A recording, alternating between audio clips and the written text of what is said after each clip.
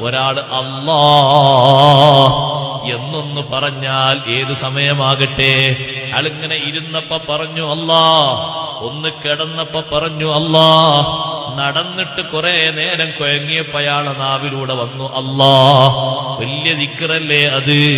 അതുകൊണ്ടല്ലേ അഷ്റഫുൽ ഖൽഖ് സ്വല്ലല്ലാഹു അലൈഹി വസല്ലമ തങ്ങൾ നാളെ മഹ്ശറിൽ വരുന്ന ഒരാളെ സംബന്ധിച്ച് തങ്ങൾ പറഞ്ഞു, മഹ്ശറിൽ വന്നിട്ട് മീസാൻ ഇങ്ങനെ തൂക്കുന്ന നേരത്ത് ഒരാളെ ഹസനാത്തിന്റെ തട്ട് വളരെ കുറവായി കാണുന്നു. അയാളെ മനസ്സിന്റെ പേടി കൂടുതലായി, മുഖത്തിന്റെ നിറക്ക മാറിപ്പോയി. മീസാന് കനം തൂങ്ങിയാൽ വലിയ സന്തോഷമാണ്. അള്ളാഹു നമുക്ക് ഭാഗ്യം നൽകുമാറാകട്ടെ. മീസാന് ഹസനാത്തിന്റെ തട്ട് കനം തൂങ്ങിക്കണ്ടാൽ ആ മനുഷ്യന് ലഭിക്കുന്ന സന്തോഷം ചെറുതല്ല. ഹസനാത്തിന്റെ തട്ടിങ്ങനെ കനം കുറഞ്ഞ് തിന്മയുടെ